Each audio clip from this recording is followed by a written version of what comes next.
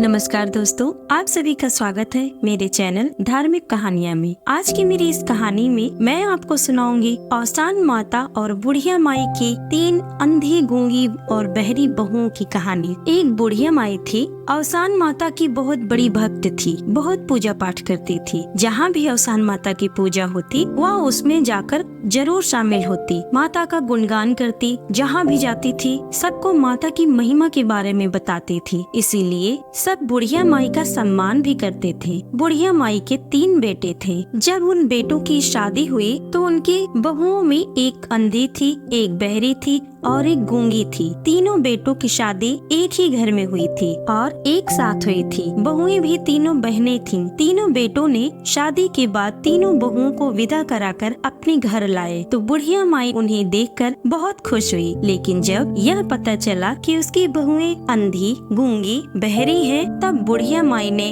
अपना माथा पीट लिया और बोली, ये अंधी, गूंगी, बहरी बहुएं ही मेरे नसीब में लिखी थी क्या? कैसे मेरे बेटों की गृहस्थी को आगे चलाएंगी? अब वह बहुत दुखी थी, खूब रोई पछताई, लेकिन अब क्या कर सकती थी? अब तो शादी हो चुकी थी। अब वह औसान माता से शिकायत करने लगी और बोली, हे औसान माता, मैं तो आपकी बहुत पूजा पाठ करती थी, बड़ी श्रद्धा के साथ आपकी पूजा करती थी, फिर भी मुझे ऐसी बहुएं मिली। अब मैं क्या करूं? मेरे बेटों की तो जिंदगी खराब हो गई। अब वह औसान माता से कहकर अपने दुख को कम करने की कोशिश करने लगी। बुढ़िया माई दिल की बुरी नहीं थी, लेकिन वह अचानक अंधी, गूंगी, बहरी बहुओं को देखकर अपना आपा खो चुकी थी। कुछ दिनों बाद धीरे धीरे उसने अपनी बहुओं को अपना लिया था। जो तीनों बहुएं थी वह भी आपस में बहनें थी और ससुराल में देवरानी जेठानी थी। लेकिन तीनों बहुएं बहुत संस्कारी थी। अपनी सास को बिल्कुल भी काम नहीं करने देती थी। सारे घर के कामकाज यह तीनों मिलकर करती थी। सारी घर गृहस्थी को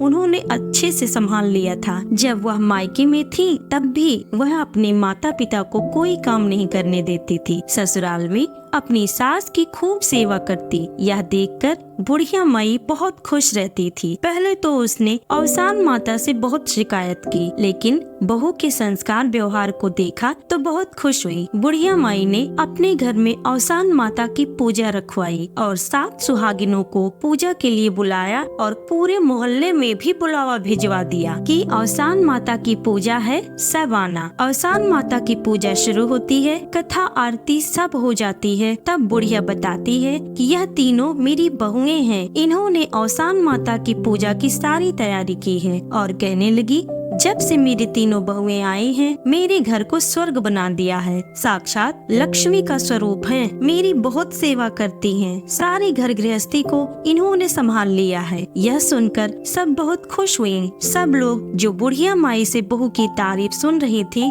उनमें कितनी तो ऐसी थी जिनकी बहुएं सुंदर तो बहुत थी, लेकिन संस्कार बिल्कुल भी नहीं थे। तब बुढ़िया माई ने कहा कि जब मैंने अपनी बहुओं को देखा तो मैं औसान माता से बहुत शिकायत की, बहुत रोई थी, अपनी किस्मत को भी कोस रही थी कि कैसी बहुएं मिली हैं। लेकिन जब मैंने इनके तन की सुंदरता से ज्यादा इनके मन की सुंदरता को महसूस किया कि सूरत से ज्यादा सीरत मायने रखती है, तो मैं तो निहाल हो गई। माता रानी ने शायद मुझे यह मेरी भक्ति और श्रद्धा का ही फल दिया है। सबको बहुत अच्छा लगा कि देखो बुढ़िया माई अपनी बहू की कितनी तारीफ कर रही है। औसान माता की पूजा के बाद सभी औरतें तो अपने अपने घर चली गईं, लेकिन बुढ़िया माई की एक सहेली वहीं रुक गई। तो वह बुढ़िया माई से कहती है कि तुम कैसे अपनी बहुओं की इतनी तारीफ कर रही थी? तूने तो अपनी बहुओं को सिर पर चढ़ा रखा है। देखना, एक दिन तेरी बहुएं तुझे नौकरानी बना देंगी। अपनी सहेली की बात सुनकर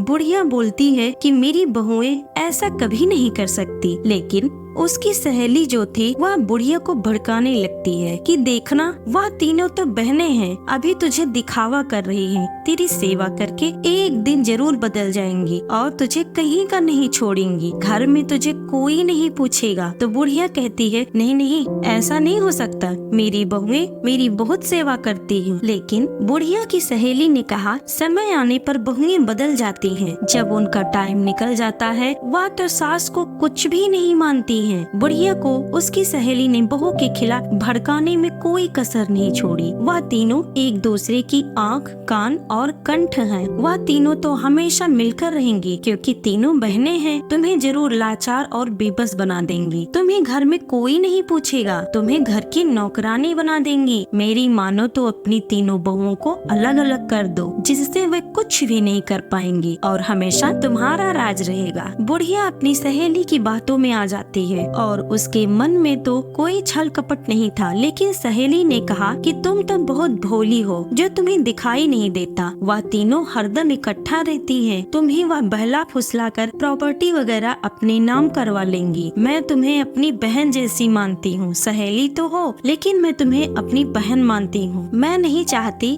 कि तुम्हारा भी हाल मेरे जैसा हो, जैसे मेरी बहू ने मुझे कहीं का नहीं छोड़ा। तो बुढ़िया अपनी सहेली की बातों में आ जाती है और कहती है, बहन अब तुम ही बताओ कि बहू को बस में कैसे रखा जाता है। तुम अपनी बहू की नौकरानी कैसे बन गई? तो उसकी सहेली बड़ी चालाकी से जवाब देती है और कहती है कि मैं तो पहले तुम्हारी तरह ही भोली भाली थी। मुझे भी तब नहीं पता था कि अपनी बहू को बस में कैसे रखा जाता है, इसीलिए मेरी घर में अब कोई अहमियत नहीं है। मैं नहीं चाहती कि मेरे हालात जो अब है वह तुम्हारे भी बने। फिर बुढ़िया को लेकर उसकी सहेली कहती है, चलो तुम्हारी बहुओं के पास चलते हैं। और वह पहले अंधी बहू के पास जाती है और बुढ़िया की सहेली कहती है, बेटी तुम कब से काम कर रही हो? तुम कितना काम करती हो? तुम्हारी दोनों बहनें तो आराम कर रही हैं। तब अंधी बहू बुढ़िया की सहेली से कहती है, ऐसा है माँ जी, अगर मेरी बहनें मेरे अंधेपन का फायदा उठाती हैं तो मैं उनके साथ नहीं रहूंगी। यह सुनकर बुढ़िया की सहेली मन ही मन बहुत खुश हो जाती है क्योंकि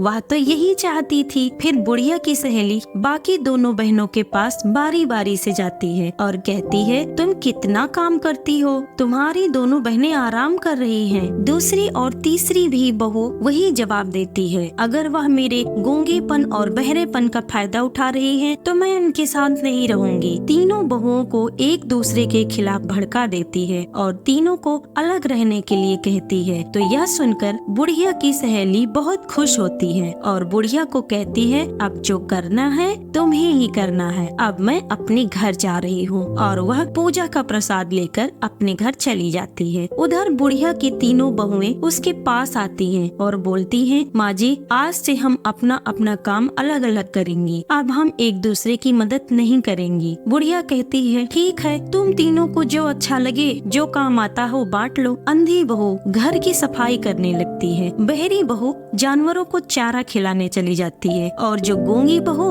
वो खाना बनाने चली जाती है। तीनों अपने अपने कामों में लग जाती हैं। अंधी बहू सफाई का काम कर रही थी। उसे कुछ दिखाई तो दे नहीं रहा था, बस अंदाजे से कर रही थी क्योंकि उसकी जो बहनें हैं उसकी आंखें बंदी थी। अब उसकी कोई मदद नहीं कर रही थी। जहाँ उसे सफाई करनी थी वहाँ वह कर नहीं रही थी। उसको दिखाई नहीं दे रहा था, इधर उधर अंदाजे से चल रही थी। अब उसे देखकर बुढ़िया बहुत परेशान थी। फिर वह दूसरी बहू का काम देखने जाती है जो जानवरों को चारा खिला रही थी। वह भी वैसा ही काम कर रही थी। बुढ़िया देखती है कि बहू थोड़ा सा चारा जानवरों को खिला रही है, जिससे जो गाय भैंस है वह भूखे रह जाएंगे और भूखे होने की वजह से वह रंभा रही थी। लेकिन उनको रंभाने का शोर सुनाई नहीं दे रहा था क्योंकि वह तो बहरी है। अब इधर जो गूंगी बहू थी वह खाना बना रही थी। बुढ़िया खाट पर बैठकर अंधी बहू और बहरी बहू का काम देखकर माथे पर हाथ रखे बैठी थी। इतने में गूंगी बहू बुढ़िया के पास आती है। उसके हाथ में नमक का डिब्बा होता है और वह अपनी सास से इशारे में पूछती है, माँ जी यह चीनी है क्या? लेकिन बुढ़िया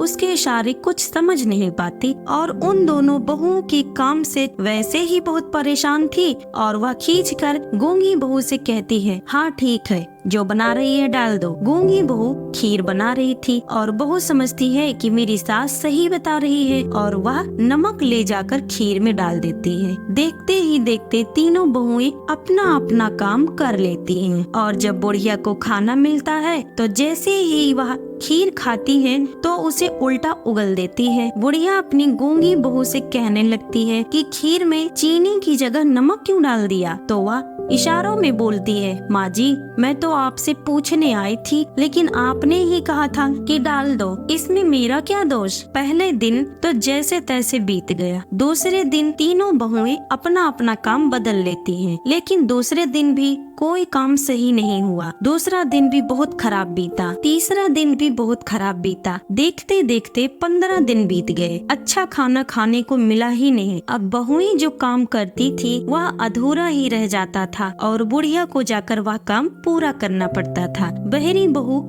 जब जानवरों को चारा खिलाती थी तो उसे जानवरों की आवाज सुनाई नहीं देती थी, और अंधी बहू को जानवर दिखाई नहीं देते थे, और गूंगी को कुछ समझ ही नहीं आता था। अब बेचारे जानवर भी भूखे रहने लगे और घर का हाल बेहाल हो गया, क्योंकि तीनों एक दूसरे की मदद ही नहीं करती थी। ऐसा करते करते 1 महीना बीत गया और एक दिन बुढ़िया की सहेली आती है और बुढ़िया से कहती है, क्यों बहन, अब तो तुम घर में राज कर रही होगी। तब बुढ़िया अपनी सहेली से कहती है, तुमने मेरा घर बर्बाद कर दिया। जब से तुम मेरी बहुओं को भड़का कर गई हो तब से मेरे घर की सुख शांति खत्म हो गई है। सब कुछ बिगड़ा हुआ है, आपस में कोई बात नहीं करती हैं और इनका बिगड़ा हुआ काम मुझे करना पड़ता है। मेरी बहू एक दूसरे के बिना अधूरी है। कितनी अच्छी तरह से तीनों बहुएं रहती थी, अपनी जिम्मेदारियां निभा रही थी और मेरी भी कितनी सेवा करती थी, लेकिन तुमने तो हमारे घर में आग लगा दी। मैंने तुम्हारी बातों में आकर अपने स्वर्ग जैसे घर को नर्क बना दिया। मेरी तीनों बहुएं तो आपस में बात भी नहीं करती हैं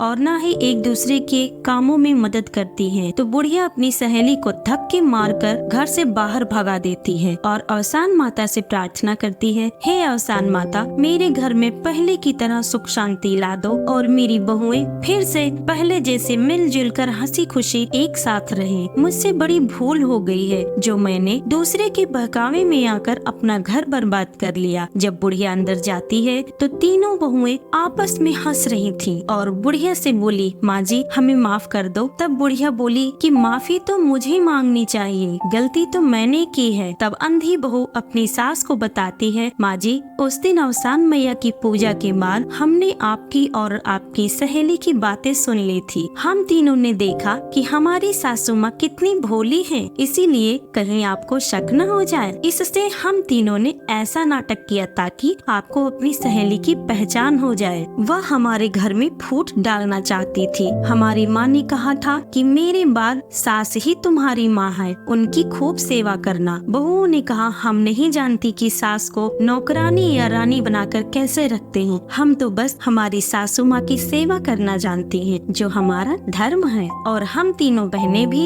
एक दूसरे के बिना अधूरी हैं, क्योंकि गूंगी और बहरी अंधी बहू की आंखें थी। अंधी और बहरी बहनें गूंगी बहू की कंठ थी और उसकी जो बहरी बहू थी अंधी और गूंगी उसकी कान थी। बहू ने बताया कि हमारे मायके में भी अवसान माता की पूजा होती थी और हम तीनों बहनें भी पूजा देखती थी, सब समझती थी। हम बहनें माता से यही प्रार्थना करती थी कि हम जहाँ भी रहे साथ रहे। माता रानी की कृपा से हमारी शादी भी एक घर में हुई। हमने अवसान माता से प्रार्थना की थी कि हे अवसान मैया, हमारी सासू माँ सही रास्ते पर आ जाएं, तो हम सब मिलकर आपकी पूजा करेंगे। यह सुनकर बुढ़िया ने तीनों बहुओं को गले से लगा लिया और कहा कि ऐसी बहुओं को पाकर मैं धन्य हो गई, और वे सभी अपने परिवार में हंसी खुशी रहने लगी। समय समय पर अवसान माता की पूजा करवाने लगी। अवसान मैया ने उनके घर में पहले जैसी सुख शांति ला दी। इस कहानी को कहने, सुनने और होकार भरने वाले सभी को अवसान माता सुख शांति प्रदान करे। तो बोलिए अवसान मैया की जय हो। दोस्तों, कहानी पसंद आए तो प्लीज लाइक, शेयर, सब्सक्राइब जरूर करना। धन्यवाद।